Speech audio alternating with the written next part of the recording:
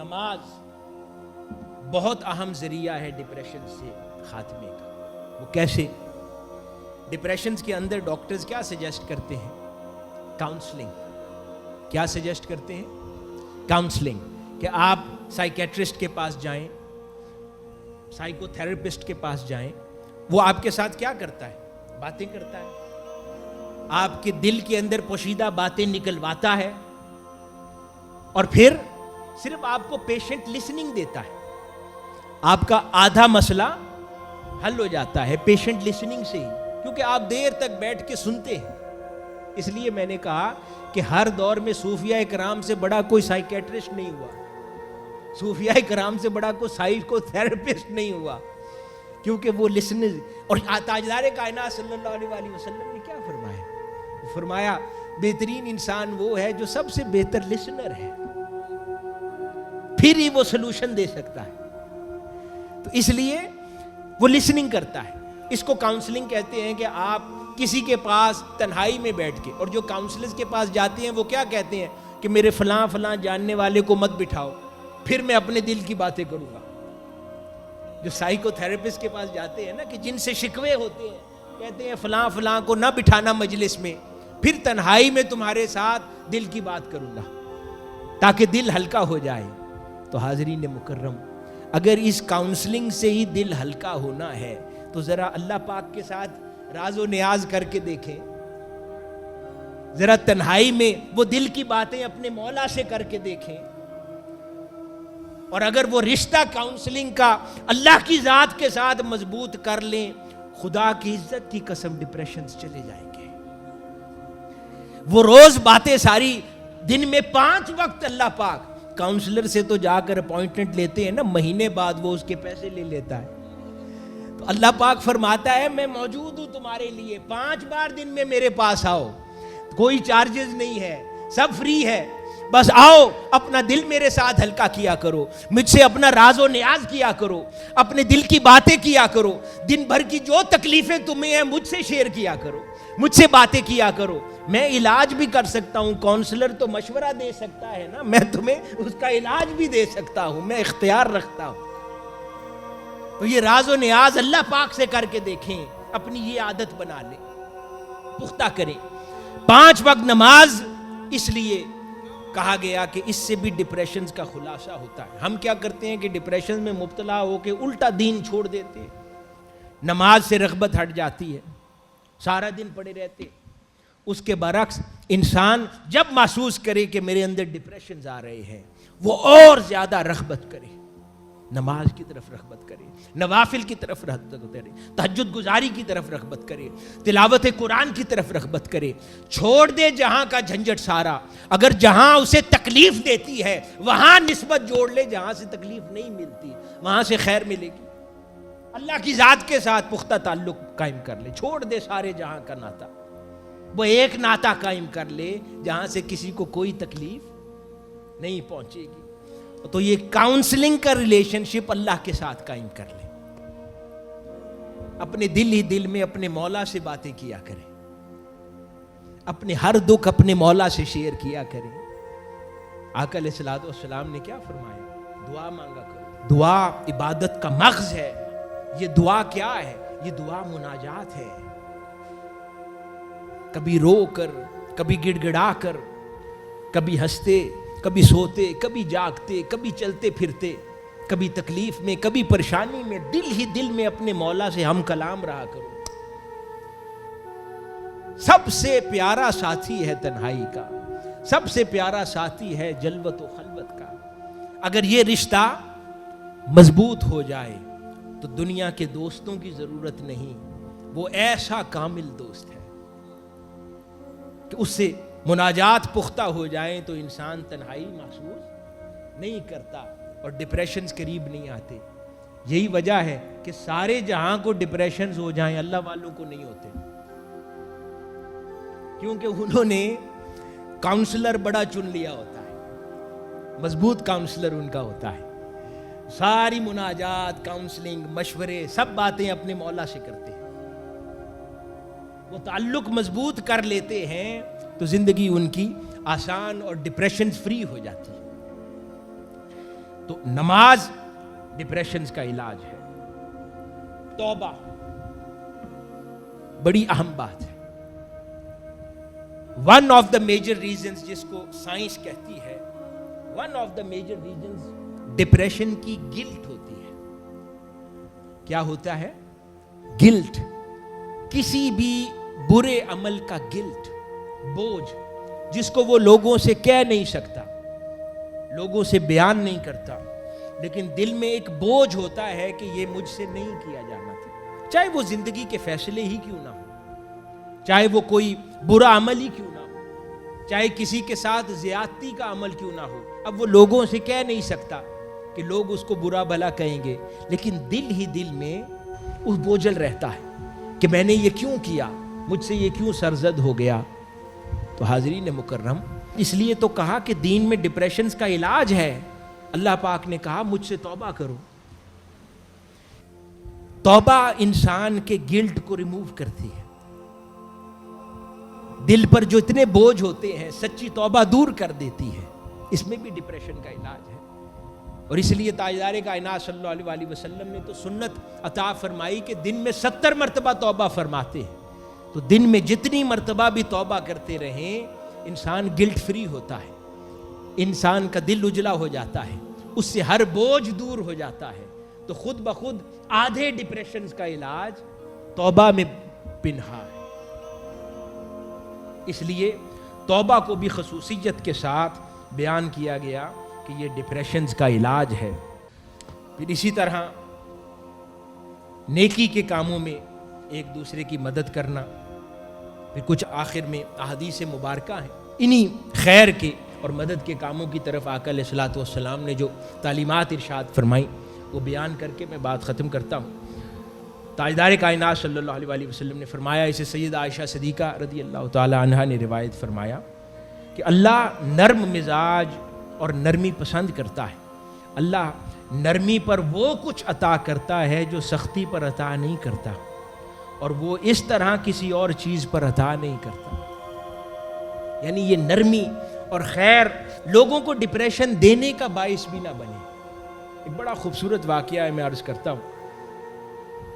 سیدنا امام علی مقام امام حسین رضی اللہ تعالی عنہ, آپ کے گھر میں ایک خادمہ تھی. آپ نے ایک اسپیسیفک اماؤنٹ, غالباً 100 درہم تھا یا 150 درہم, اس کو لا کر گھر کے خرچ کے لیے پکڑائی. اب ذرا غور کیجئے کہ کس طرح سینسٹیو شخصیات یہ ہوتی ہیں اور ہیلپ کرتی ہیں لوگوں کی. 150 درہم آپ نے اس خادمہ کو گھر میں پکڑایا خرچ کے لیے, کسی کام کے لیے.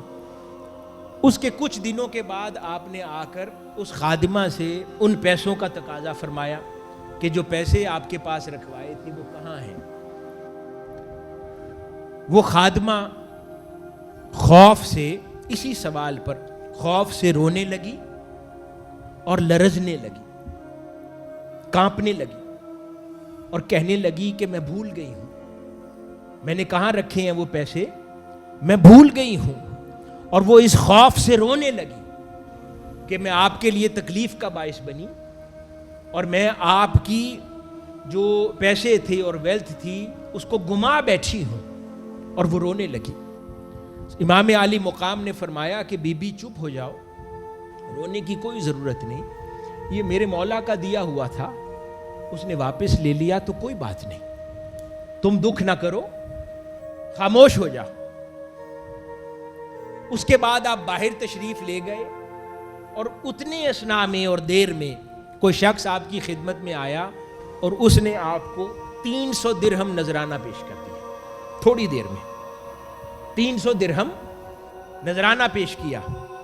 آپ واپس تشریف لائے, اب یہ عمل دیکھنے والا. وہ واپس گھر تشریف لائے, اس بی بی کو 150 درہم اور پکڑایا.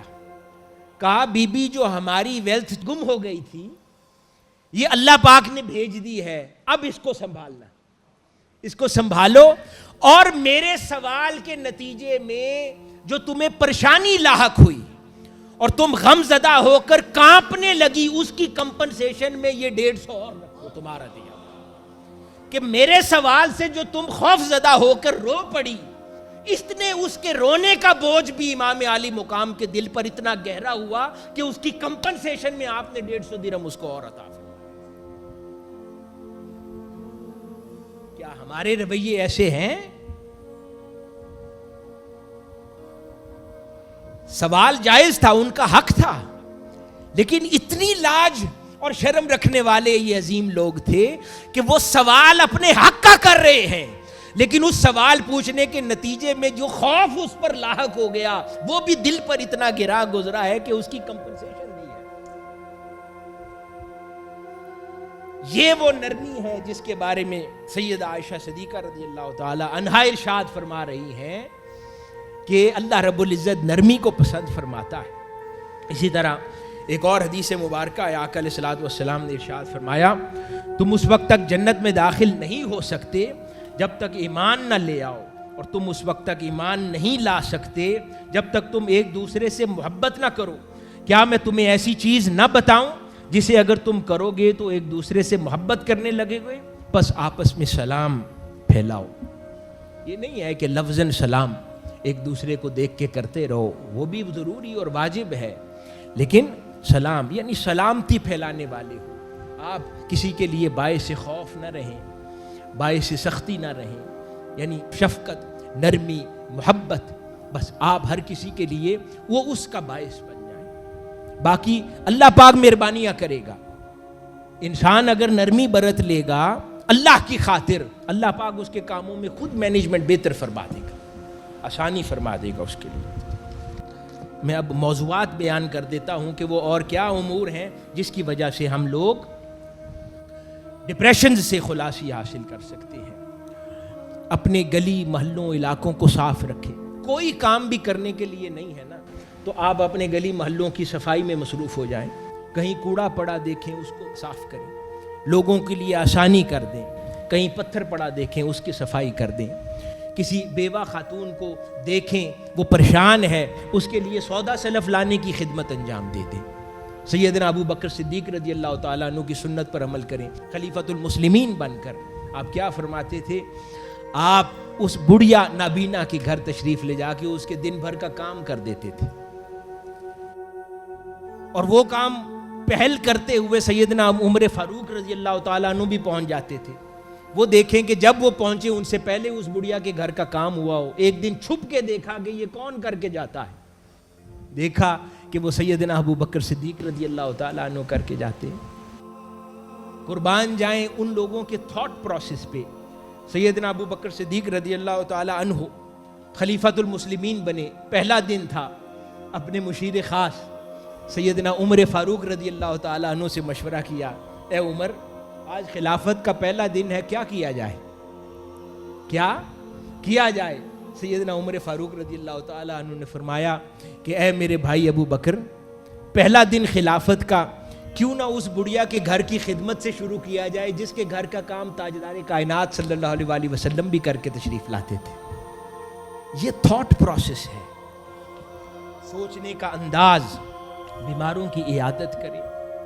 اگر وسائل نہیں ہے تو ضروری نہیں ہے کہ جب تک وسائل نہیں ہے تو خدمت نہیں کی جا سکتی، جسمانی طور پر تو کی جا سکتی، کوئی پیسے پکڑائے اس کو بازار سے دوائیاں تو لا کے دی جا سکتی ہے نا، جسمانی مشقت کی جا سکتی ہے، وہ بھی آپ کو اتنی ہی راحت میسر کر دے گی جتنی انسان چاہتا ہے۔ اسی طرح 10 ایسے امور، آخری بات کر رہا ہوں، جو قرآن مجید نے ہمیں تعلیم فرمائے ہیں کہ اگر ان کو غور سے اپنی زندگی کے اندر شامل کیا رکھے انسان تو اس سے بھی ڈپریشن اور سٹریسز کا ازالہ ہوتا ہے۔ سب سے پہلی چیز بزرگان دین نے فرمائی ہے وقت۔ وقت کی مینجمنٹ کو اپنی زندگی میں بہتر کریں، اس سے ڈپریشنز بہتر ہو جائیں گے۔ دوسری چیز، ہر مسئلے کو موقع جانیں۔ کیا کہا؟ ہر دشواری اور مسئلے کو اپنے لیے موقع تصور کریں کہ اللہ رب العزت نے یہ مسئلے میں مجھے مبتلا کر کے اپنی طرف آنے کا موقع دیا ہے، اپنی طرف اپنی اصلاح کرنے کا موقع دیا ہے، درستگی کا موقع دیا ہے۔ اپنے میٹرز کو ری وزٹ کرنے کا موقع دیا ہے، اثر نو اپنی زندگی کو نئی راہ پر استوار کرنے کا موقع دیا ہے. تو یعنی ہر مسئلے اور پریشانی کو موقع تصور کر لیں. فحش گوئی سے اجتناب کریں. وہ کہیں اس سے ڈپریشنز کا کیا تعلق ہے؟ اس سے ڈپریشنز کا تعلق نہیں ہے، لیکن اللہ کی رحمت کا ضرور تعلق ہے کہ جب اللہ پاک کے حضور کچھ مانگ رہے ہیں، مناجات کر رہے ہیں، جس زبان سے کرتے ہیں اگر اسی زبان کو پاک کر لیا جائے تو اللہ رب العزت کے حضور آپ کی مناجات اثر بار ہو جاتی ہیں. اپنی زندگی کے اندر عدل و انصاف کو پیدا کریں. یہ نتیجتاً آپ کی زندگی کے اندر آپ کے لیے عدل و انصاف پیدا کر دے گا. سوچ سمجھ کے بولا کریں، کیونکہ جو کچھ زبان سے کہتے ہیں وہ آپ کے اندر بھی گلٹ پیدا کر سکتا ہے اور بعد میں ڈپریشنز میں مبتلا کر سکتا ہے اور کسی دوسرے غریب کو بھی ڈپریشن میں ڈال سکتا ہے. اس لیے جو زبان سے ادا کریں، جو الفاظ زبان سے ادا کریں، اتنا ناپ تول کے اور سوچ سمجھ کے بولیں کہ بعد میں اس پر پچھتاوا نہ ہو کہ یہ میں نے زبان سے الفاظ کیوں ادا کیے تھے. اور ہمیشہ اپنے امور کے اندر غور و فکر سے کام لیتے رہا کریں اور نیچر کے قریب رہا کریں. صاف ستھرے مقامات، صفائی، پانی، کھلی فضا، ان چیزوں کو پسند کیا کریں جہاں پر موقع ملے. اس سے آپ کی صحت کے اندر بہتری آتی ہے. اور جن لوگوں کو آلریڈی ڈپریشن ہے اور سٹریس کا شکار رہتے ہیں، ان کی نشستوں سے دور رہیں. یہ نہیں ہے کہ ان کو ان کے حال پہ چھوڑ دیں، لیکن ان سے صحبت ایسے نہ کریں کہ وہ آپ کے ذہن پر حاوی ہو جائے اور آپ اسی طرح کی سوچ میں مبتلا ہو جائیں. تو اپنی دوستانہ ان جگہوں پر رکھیں جہاں پر خیر محسوس ہو. جہاں پر نیگیٹو تھاٹ ہے ان لوگوں کو اپنے دوستانے سے دور رکھیں اور جذباتی مزاج کو کنٹرول کرنے کی کوشش کریں. امور کو اور فیصلوں کو ٹھنڈے طریقے سے انجام دیا کریں اور زندگی کے اندر ہر مسئلے کے اندر توازن اور اعتدال کیا کریں. اور طنز زبان سے ہر ممکن کوشش ہو کے انسان نکال دے، کیونکہ یہ بھی انسان کو لیٹر آن گلٹ پیدا کرتا ہے اور کسی دوسرے کو ڈپریشن دینے کی وجہ بھی بن سکتا ہے. حاضرین مکرم، یہ کچھ باتیں تھیں جو ڈپریشن سے متعلق اور اس کی خلاصی کے متعلق اللہ اور اس کے رسول صلی اللہ علیہ وسلم کی تعلیمات کی روشنی میں ہم نے ذکر کی. اللہ پاک ان پر ہمیں عمل پیرا رہنے کی توفیق عطا فرمائے اور پورے عالم اسلام کو خیر کے ساتھ رکھے. امت محمدی صلی اللہ علیہ وسلم کو خیر کے ساتھ ظاہری، باطنی، روحانی، جسمانی، ذہنی ہر طرح کی امراض سے اللہ پاک دور رکھے. والسلام وما علینا الا البلاغ.